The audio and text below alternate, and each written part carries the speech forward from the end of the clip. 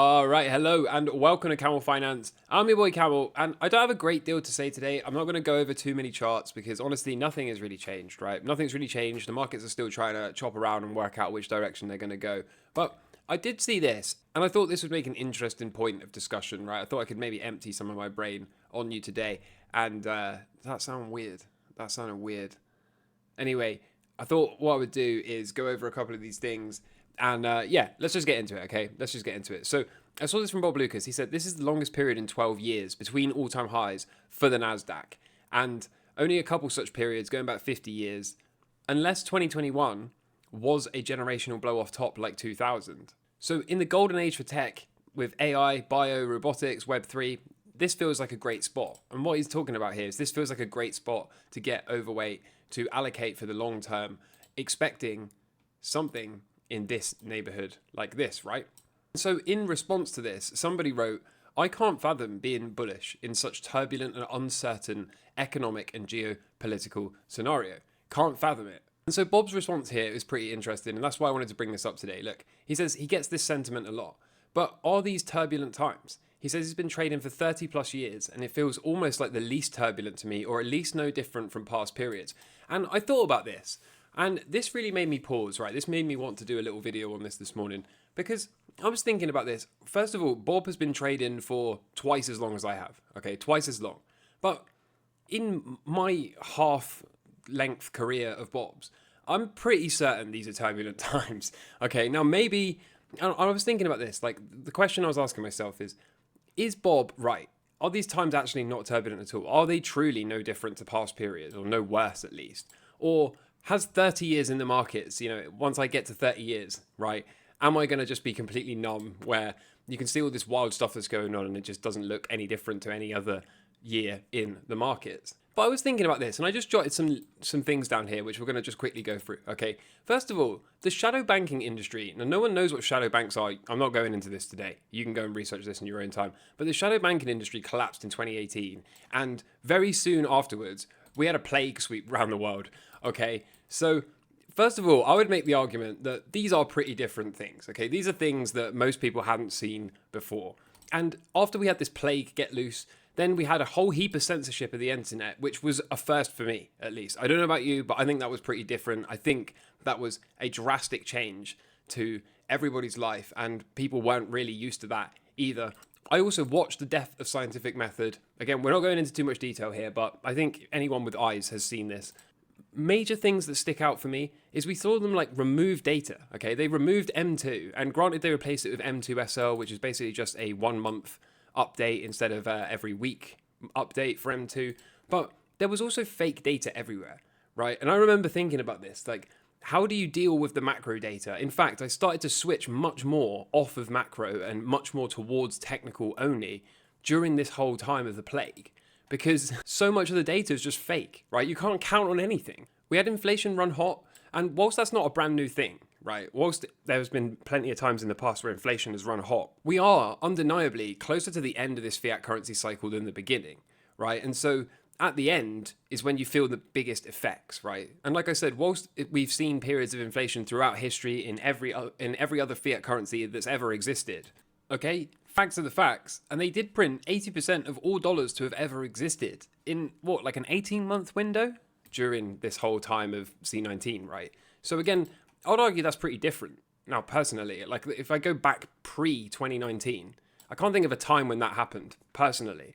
And of course, this whole printing thing led to the fastest, most aggressive rate hiking cycle the world has ever seen. Again, this is just data, okay? This is not speculation. This is not me being hyperbolic. This really was the fastest, most aggressive rate hiking cycle that has ever been performed, okay? So again, I would argue that is more turbulent than historical rate hikes. And again, it's not even an argument really. This is just factual, okay? It was the fastest, most aggressive rate hiking cycle the world has ever seen. We also had, if you remember, 2 consecutive quarters of negative GDP growth, which is the textbook definition of a recession. Do you remember this? Right? This has been the textbook definition of a recession forever. And then they just came out and went, nah, that's not the definition. No. I know we had 2 consecutive quarters of negative GDP growth. but that's actually not the definition of a recession. And it goes back to this whole censorship and death of scientific method and fake data everywhere point, doesn't it? Do you remember that? They just came out and said, no, it's not a recession. So we had this recession that doesn't identify it as a recession anymore. Again, I would argue that's pretty turbulent and something we haven't really seen before. We also had QE, that is a stealth QE and identifies as a bank term funding program, that loan program for the banks. Now, objectively speaking, not the first time we've ever had a stealth form of QE, okay? They don't like to admit they're doing QE. They like to instead hide it in various places. So not totally unique, but again, not exactly smooth sailing during this type of thing either.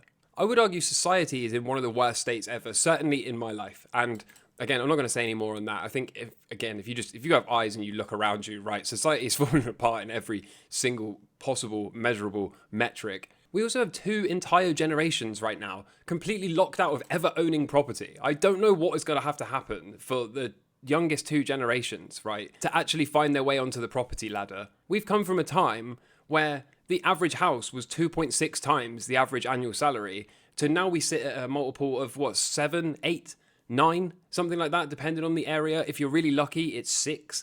So you need 6 times the average annual salary to buy a property if you're lucky. And for most people, it's a much higher multiple than 6. So there's 2 entire generations that are just completely destroyed and demotivated. And unless they're DCAing into Bitcoin, they really have no hope, right? Unless, of course, they can inherit their parents' property. But that could be some time away. Again, name me another time when this was normal, okay? When have you ever seen people have children and those children grow up and be like, well, I'm never going to own a house. I just can't afford it, right? I would argue this is a sign of the times we're in as well. Not to mention CBDCs are coming.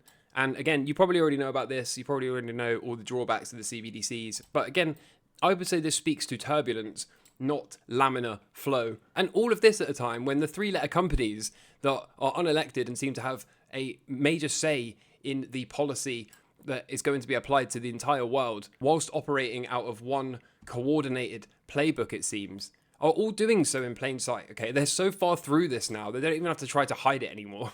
So is it me, or are these quite turbulent times? I would argue they are quite turbulent times. And I would also say, if we're being completely objective, that I've been one of the more optimistic people throughout this entire past couple of years since I've had this channel, right? Since I've had this channel, if you go back, I've been pretty optimistic. I've been calling for all-time highs in everything this year, okay? And whilst we haven't seen the all-time high in Bitcoin, and whilst the stock market may or may not make an all-time high, that is to be determined, I've been one of the more optimistic people. And I've been one of the more contrarian views on YouTube. I've been one of the more contrarian postured traders. And I've been saying that, everyone's too bearish and everyone's too negative and there's too many doomsayers out there and too many people calling for the end of the world and none of it's going to happen. Instead, we're going to go to all-time highs. And I've not been too far off. But I do think it's kind of weird that whilst I still think me and Bob are in alignment about this, right? I still think that's what's coming. New highs in the not too distant future. But to call these not any more turbulent times than the prior 30 years, to me seems a bit wacky. So anyway, let me know what you think. I think I made a pretty good case that these are indeed turbulent times, but that doesn't mean we have to trade as if they are, right? We can still just be a technical trader. We can still look for new highs and we can still zoom out and see that we got a 10-month moving average in yellow. And so far we are breaking above and holding it as support. So anyway, let me know what you think. I hope you enjoyed that weird ramble of mine. Taking a look at the S&P 500, okay, this is a daily chart. And what you can see is this current area on the chart right now looks an awful lot like this from back here. And of course, what happened on the far left-hand side of the screen was we flipped this moving average, this 10-period moving average into support, and then began a big uptrend for a while. And I'm going to, when we get to the charts in a minute, I'm going to show you this area of the chart right here. This is the vibe I'm getting right now. Which means there's a little bit of time sideways before we go up. I'll show you that as well in a minute. But undeniably, if I clean this chart up for you, the semblance right here is very, very similar to right here. Meanwhile, this triple Q, okay, the NASDAQ proxy, will make you do a double take when you spot this bear flag, okay? Undeniably, this is a giant bear flag, right? But the reason it'll make you do a double take is, of course, this chart is inverted, okay? So is it reasonable to expect continuation of this trend?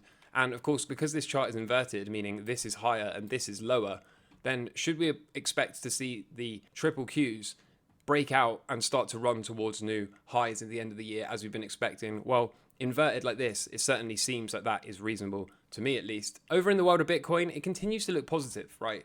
The forecast is up. Bitcoin is ready to leave behind its daily Ichimoku cloud. And you can see that here, right? Break above, retest, looking for that resumption to the upside. I still think there's a very good chance that we see continuation to the upside for Bitcoin. Look, right now, it's not too late, but soon it will be, okay? This fractal right here is taken from this. And as you can see, pretty similar. And equally, this fractal right here in blue is taken from this. And as you can see, equally quite similar. So tells us to keep an open mind about something like this coming in the not too distant future. I still think this is the path of max pain. I still think too many people want a dip back down here because they didn't take part in all of this. I still think too many people are sat on Twitter calling for the end of the world, calling for a retest of the lows. I see a bunch of people posting that 12 to 8K is the logical downside target from here, and then we're going to come swinging out of here and start a new bull market. And that just doesn't make any sense. It doesn't make any sense that we would do that. I do think we've got a good chance of moving higher. Of course, that's to be determined. Speaking of being too late, okay, look, here comes the CBDCs. The European Central Bank has started preparation for the digital euro in a multi-year project. So these things are indeed coming. These things are coming, and if you don't opt out of this system, then how are you going to be able to try and have a chance at circumventing the tyranny that is the CBDCs? And so here's the Dixie. Like I said at the start, I don't really want to spend too much time on the charts today. Thinking about breaking out, right? Bitcoin still thinking about filling this wick. So can it, can't it? So far, it could be a bull flag, or we could perhaps be about to undergo some kind of BART pattern. Gold continuation of the breakout is what we're looking for here. So we'll see if we can get that. Oil, look at this, okay? I was talking about, this is such a great example of how to ride a trade, isn't it? So here, breakdown, retest, resumption. Then in here, retest. In here, saying, are we going to recover this? And if we do, then we've managed to stop because we moved it to break even, right? But look, no daily closes above this upward sloping pink support line. And now we're getting that strong rejection off of this trend line. So we'll keep pushing this trade. We'll keep riding the waves like a Hawaiian surfer, and we'll see what the market will let us have. Over in the stock market, now I wanted to show you this, okay? This right now is giving me the same vibe as back here, and I want to show you why. And I've never done this before, I don't think, but I'm going to use the replay tool right here. So if I go back to let's say here, and I click play. Now what we can see, right, we are moving up, we're targeting, we know this cycle low is coming in the not too distant future. We come down, then we rally up, and I remember at the time I said, look, this is too early. This is too early for a cycle low. We should get one more dip. And then sure enough, we did get another dip. That was a perfect day, I think about 40 or something, right inside. Look, perfect day 38. So 38 to 42 is perfect for a cycle low. And I remember saying, okay, cool. Now out of here, that's the right time. We should be able to get long, and we should be able to target higher numbers. And then what happened is a couple of candles later, it's like, this kind of looks weak, right? It still hasn't cleared these highs from back here. Let me just draw a little line in something like this, right? So we still haven't gotten above here. And then we did break above, as you can see. And then what we did is almost immediately reverse it, right? Come back down here. And it was like, no, this doesn't look good, right? This doesn't look good. It's very tiring. It doesn't look like a normal cycle low. You see how this cycle low, we come straight out of here. This cycle low, straight out of here. This cycle low, straight out of here, right? This cycle low, straight up. That's what we're looking for. But here, it's kind of like sideways, breakout. It's failed. And then a few more candles later, right? Breakout. Okay, maybe this move is for real. And then what does it do? Rolls back over again, right? Gets a retest. And then finally, it doesn't start to move up strongly until, what day is this? So from the cycle low, it's not until day 20, okay? So almost half the cycle to actually exit out of here. And then once we do exit, of course, it continues to move higher into the next cycle low.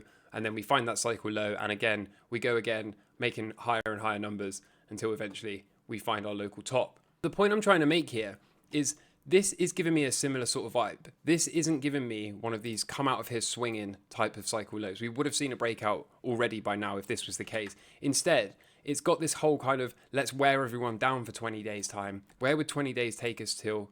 Something like this, right? All the way until the 3rd of November. Friday the 3rd of November would be day 20. So we might actually not break out until all the way in here. If I clean up this red squiggle, you can see that I had this marked here kind of arbitrarily, right? I'm not trying to take credit and say I knew this was coming, but it does tell us that we might actually not get this breakout until much, much, much later. We might have to allow a full 20 days or half of a 40-day cycle to elapse before we can actually see direction.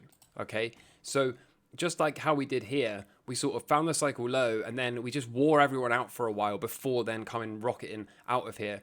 I'm kind of expecting to see this same sort of thing play out again.